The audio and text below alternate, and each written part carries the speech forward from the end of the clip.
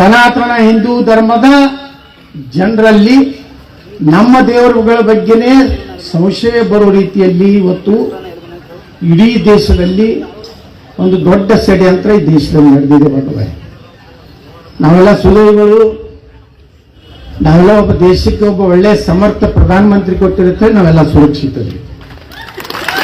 ಇಲ್ಲಾಂದ್ರೆ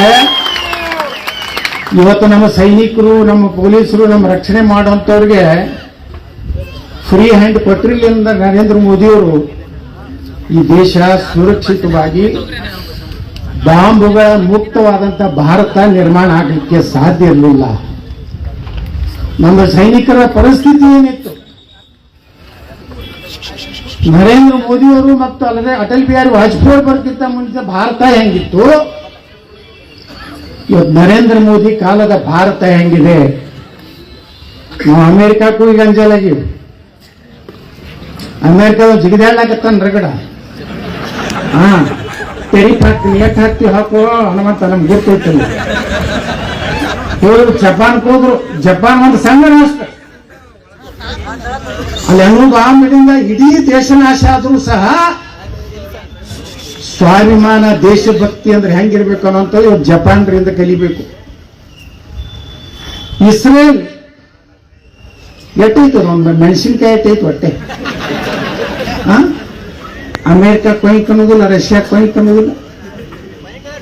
ನೀನೆ ನೋಡಿದಿಲ್ಲ ಯಾವುದದು ಪ್ರಧಾನಮಂತ್ರಿ ಹಿಡಿದು ಒತ್ತಾಟಿ ಕಲಶ ಮಾಡಿಬಿಟ್ಟ. ನೋಡ್ರಿ ಅವ್ರ ಶಕ್ತಿ ಏನ್, ಎದಕ್ಕೆ ಶಕ್ತಿ? ದೇಶಭಕ್ತಿ. ಅಲ್ಲಿ ಹೋದಾರೆ, ಅಲ್ಲಿ ಒಳಗೂ ದೇಶದ್ರೋಹಗಳು ಹಾಗೂ ಆ ದೇಶದವೂ ಅದಾರೆ, ಅದನ್ನು ಅಲ್ಲೇ ಬಗ್ ಬಡ್ದು ಇಟ್ಟು ಹೋರಾಟ ಮಾಡ್ತಾರೆ. ಆದ್ರೆ ನಮ್ಮಲ್ಲಿ ಏನಾಗೈತಂದ್ರೆ ಬಹುಸಂಖ್ಯಾತರು ಸಹ ಇವತ್ತು ದೇಶದ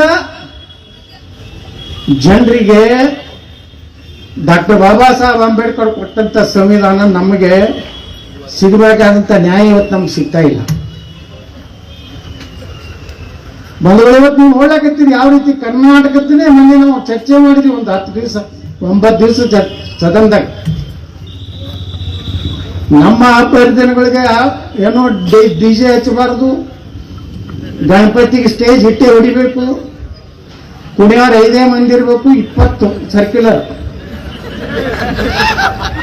ಬೊಮ್ಮಾಯಿ ಇದ್ದಾಗ ಹೆಂಗೆ ಮಾಡಿದ್ರು, ನಾ ಬೊಮ್ಮಾಯಿ ಫೋನ್ ಮಾಡಿದ್ರೆ ಏನ್ ನಾಟಕ ಕಂಪನಿ ಅಂದ. ಇದೇನು ಬಿಜೆಪಿ ಸರ್ಕಾರ, ಏನು 50-50 ಸರ್ಕಾರ ಹೋಗ್ತಾರೆ ಏನು ಬಸವಗೌಡ್ರ?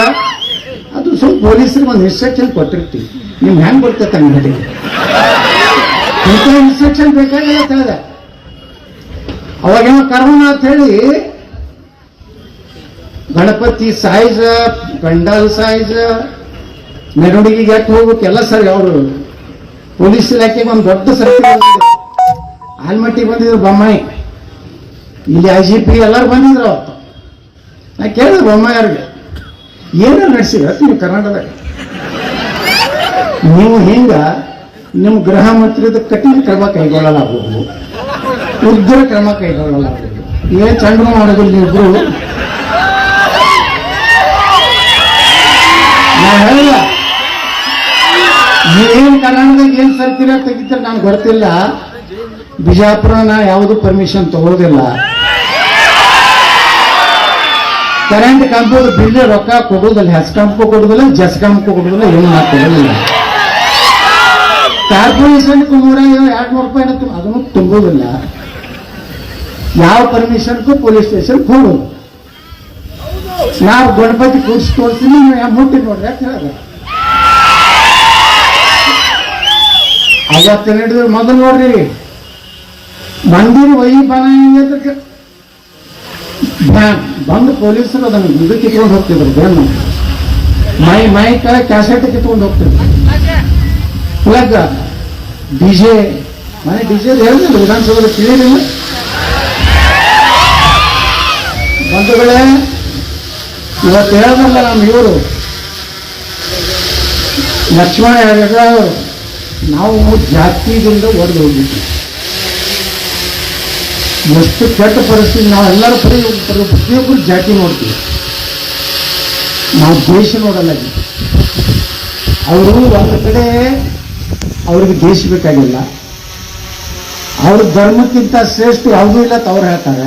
ಬೇರೆಯವರಿಗೆ ಜನರಲ್ಲಿ ಒಂದು ಬದಲಾವಣೆ ಬೇಕಾಗಿದೆ. ಭ್ರಷ್ಟರು, ಲೂಟಿ ಮಾಡೋರು ಎಲ್ಲ ನಾಟಕ. ನಾ ರೈತನ ಮಗ ಅಂತ ಹೇಳ್ತಾರ, ನಾ ಮಂಡ್ಯನ ಮಗ ಅಂತ ಹೇಳ್ತಾರ. ಯಾರೇನು ನಾವೇನು ಬೇರೆ ಲಂಡನ್ದಿಂದ ಬಂದೀವ ನಾವು ಬಸನಗೌಡ ಅಂದ್ರೆ ಹಳ್ಳಿಯಾಗಿನವನೇ ಒಬ್ಬ. ಎಲ್ಲ ತಾವೇ ಹತ್ತ ಅವರೇ ಹತ್ತ, ರೈತನ ಮಗ ಹತ್ತ, 0% ಇಂಟ್ರೆಸ್ಟ್ ಹತ್ತ, ಏನು ಬೇಕಾಗಿಲ್ಲ. ನಾನು ಹೇಳಿ ಮೊನ್ನೆ ಉತ್ತರ ಕರ್ನಾಟಕ ಬೇಕಾಗಿದ್ದು ನೀರಾವರಿ ಮಾಡಿಬಿಟ್ರೆ ನಿಮ್ಗೆ ಏನು ಯಾವ ಬೋಗಸ್ ಸ್ಕೀಮೇ ಬೇಕಾಗಿಲ್ಲ.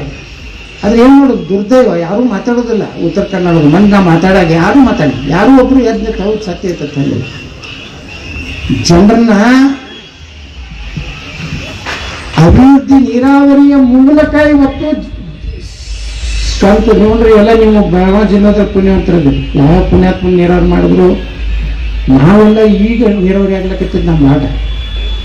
ಇನ್ನು 18 ಲಕ್ಷ ಎಕರೆ ನೀರಾವರಿ ಆಗಷ್ಟು ಕೃಷ್ಣಾದಾಗ ನೀರು ಹರಿದು ಹೋಗ್ಲಾಕತ್ತದ. ಆದ್ರೆ ಅದನ್ನ ಮುಗಿಸ್ಬೇಕಂತಲ್ಲಿ ಯಾರು ಬಂದಿರಲಿಲ್ಲ. ಎಲ್ಲರೂ ಎಲೆಕ್ಷನ್ದಾಗ ಭಾಷಣ ಅದೇ ಹೇಳ್ತಾರೆ, ಏನಂದ್ರೆ ಕೃಷ್ಣ ಮುಗಿಸ್ತೀವಿ, ಕೃಷ್ಣ ಮೇಲೆ ಆಣೆ, ನಾವು ಮುಖ್ಯಮಂತ್ರಿ ಆದ್ರೆ 25,000 ಕೋಟಿ ಕೊಡ್ತೀನಿ. ಯಾರು 25 ರೂಪಾಯಿ ಕೊಟ್ಟಿಲ್ಲ. 2 ಲಕ್ಷ ಕೋಟಿ ರೂಪಾಯಿ ಬೇಕು. ಕೆಪಿಸಿ ಇವತ್ತು ಎಷ್ಟು ಮಂದಿ ನಮ್ಮ ಬಡವರು ಹಳ್ಳಿಯಾಗಿನ ಹುಡುಗರು ಕೆಪಿಸಿ ಎಕ್ಸಾಮ್ ಸಲುವಾಗಿ ಧಾರವಾಡದಲ್ಲೋ ಬಿಜಾಪುರ ಕೋಚಿಂಗು ಎಲ್ಲೆಲ್ಲೋ ಪಾಪ ಪೊಲೀಸರಾಗಬೇಕು, ನಾ ತಹಸೀಲ್ದಾರ್ ಆಗ್ಬೇಕು, ನಾನು ಅಸಿಸ್ಟೆಂಟ್ ಕಮಿಷನರ್ ಆಗ್ಬೇಕಂತ ಅಲ್ಲೇನ್ ನಡೀತದೆ. ಕೆಪಿಸಿ ಒಳಗೆ ಯಾವುದಾದ್ರು ಪ್ರಾಮಾಣಿಕವಾಗಿ ಒಂದು ಸೆಲೆಕ್ಷನ್ ಆಗ್ತದ. ಕ್ವಶನ್ ಪೇಪರ್ ತೆಗಿತಾರ. ಕನ್ನಡ ಕ್ವಶನ್ ಪೇಪರೇ ಬೇರೆ, ಇಂಗ್ಲಿಷ್ ಕ್ವಶನ್ ಪೇಪರೇ ಬೇರೆ. ಆ ಕನ್ನಡ ಬಹುಶಃ ಯಾವ ಗ್ರಾಮರ್ನಾಗೂ ಇಲ್ಲ. ನಾ ಕೇಳಿದೆ ನಮ್ಮ ಸ್ಪೀಕರ್ಗೆ, ಇದು ಯಾವ ಮೆಂಬರ್ ಬಂದ್ರು ಊಟ, ಅವರು ಕೂತಿದ್ರು ಮುಂದೆ ಊಟಕ್ಕೆ ಬಂದ. ನಾನು ಮುಂದೆ ಏನು ಹೇಳಿದ್ರು, ಯತ್ನಾಡ್ರೆ ನೀವು ವಿಧಾನಸಭೆಯಲ್ಲಿ ಕೆಪಿಸಿ ಬಗ್ಗೆ ಭಾಳ ಚೆನ್ನಾಗಿ ಮಾತಾಡಿದ್ರಿ. ಯಾಕಂದ್ರೆ ನಾನು ಕಣ್ಣಿಗೆ ನೋಡ್ತೀನಿ ದಿನ ನಮ್ಮಲ್ಲಿ ಈ ಕೋಚಿಂಗ್ ಕತೆ ಬರ್ತಾರೆ ಹುಡುಗರು. ಈ ಗಣಪತಿ ಪ್ರಸಾದ, ಶ್ರಾವಣ ಮಾಸದ ಪ್ರಸಾದ ಏನಾರೇ ಬಿಟ್ರಂದ್ರೆ ಸಾವಿರಾರು ಹುಡುಗರು ಬಂದಿರ್ತಾರೆ. ಅವೆಲ್ಲ ಹಳ್ಳಿದಿಂದ ಬಂದವರು ಅನ್ನ ಸಿಗುದಿಲ್ಲ. ಕೋಚಿಂಗ್ ಬಂದು ರನ್ನಿಂಗ್ ಮಾಡ್ತಾರೆ, ಮಗನ ಇದಕ್ಕೆ ಓಡ್ತಿರ್ತಾರೆ. ಆದ್ರೆ ನೀವೆಲ್ಲ ಇಂಥ ಹಲ್ಕ ಕೆಲಸ ಮಾಡ್ತಿರತ್ತೆ ನಾನು ಹೇಳಿದ್ರೆ, ಆ ಕೆಪಿಎಸ್ಸಿ ಮೆಂಬರ್, ನಾನು ಸಿಟ್ಟಿಂಗ್ ಮೆಂಬರ್ ಇದ್ದೀನಿ. ನೀವು ಏನು ವಿಧಾನಸಭೆಯಲ್ಲಿ ಮಾತಾಡಿದ್ರೆ 100% ಸತ್ತಿದೆ. ಆದ್ರೆ ಮುಖ್ಯಮಂತ್ರಿಗೂ ಇಟ್ಟು ರೊಕ್ಕನೂ ಕೊಟ್ಟು ಸೆಲೆಕ್ಷನ್ ಮಾಡಿರ್ತೀವಿ. ಹಿಂಗಾಗಿ ಯಾವ ಮುಖ್ಯಮಂತ್ರಿ ಬಂದರೂ ಈ ಭ್ರಷ್ಟಾಚಾರ ಕೆಪಿಎಸ್ಸಿ ನಿಲ್ಲಿಸಲಿಕ್ಕೆ ಆಗುದಿಲ್ಲ. ಈ ರೀತಿ ಒಂದು ವ್ಯವಸ್ಥೆ ಭ್ರಷ್ಟಾಚಾರ ಎಷ್ಟು, ಒಬ್ಬ ಆಫೀಸರ್ ಆಗ್ಬೇಕಾದ್ರೆ ಒಂದು ಅಸಿಸ್ಟೆಂಟ್ ಕಮಿಷನರ್ ಆಗ್ಬೇಕಾದ್ರೆ 2 ಕೋಟಿ ರೂಪಾಯಿ. ಅವ್ನು ಹುಡುಗ ಬಂದ, ನಾ ಕಟಿಂಗ್ ಮಾಡ್ಕೊಳಕ್ ಬೆಂಗಳೂರಿನಾಗ ಹೋಗಿದ್ದೆ. ಒಂದು ಹುಡುಗ ಪಾಸ್ ಆಗಿದ್ದಾವ ರಿಟರ್ನ್ ಟೆಸ್ಟ್ನಾಗ. ಅವನಿಗೆ ಕೆಪಿಎಸ್ಸಿ ಅವ್ರು ಫೋನ್ ಮಾಡಿ ಕರೆಸ್ತಾರ ಮನೆಗೆ. ಹೇಳ್ತಾರ, ನೋಡಪ್ಪ ನೀ ಎಲ್ಲ ಚಲೋ ಮಾಡಿ ಊರೊಳಗೆ ಪಾಸ್ ಆಗ್ಬೇಕಾದ್ರೆ 2 ಕೋಟಿ ರೂಪಾಯಿ ಕೊಟ್ಟರೆ ನಿಂದ ಆಗ್ತದೆ. ಇಲ್ಲ ಸರ್, ನಾ ಬಡವುದಿಲ್ಲ, ನಾವು ಎಲ್ಲಿ ಕೊಡಲಿ. ಯಾಕಂದ್ರೆ ಇನ್ನೊಂದು ಆಪ್ಷನ್ ಐತಿ, ಒಪ್ಕೋತಿದ್ರೆ ಹೇಳಿ ಸರ್. ನಮ್ಮ ಸಂಬಂಧಿಕರೊಳಗ ಒಂದು ಮಗಳು ಅದಾಳ, ಯಾರೋ ಆಗಲ್ಲಾಗಲ್ಲ. ಆಕೆ ನಾವು ನೀನು AC ಮಾಡ್ತೀವಿ. ಆಕೆ ನೋಡಿದಾಗ ಹೋಗಿ ಉಳ್ದತ್ತ, ಅದೇನು ಈ ಕಡೆ ಇದ್ದಿದ್ದಿಲ್ರಿ, ಏನು ಮಾಡೋದು ಅಂತಂದ. ಅಂತ ನೀವು ಬಡವರಿಗೆ ನ್ಯಾಯ ಹೆಂಗೆ ಕೊಡ್ತೀರಿ? ಇವತ್ತು UPSC ಹೋದ್ರೂ ಆಗ್ತದೆ, IAS IPS ನಾವು ಕೇಳ್ತಿರ್ತೀವಿ. ಅವ್ರಿಗೂ ಅಲ್ಲಿ ಏನೂ ನಡೀದಿಲ್ಲ. ಆ ಪಾರದರ್ಶಕತೆಯನ್ನು ಇವತ್ತು ತರಲಿಲ್ಲ ಅಂದ್ರೆ ನಮ್ಮ ಬಡವರಿಗೆ ಟ್ರೈನಿಂಗ್ ಮಾಡಿದ್ರು.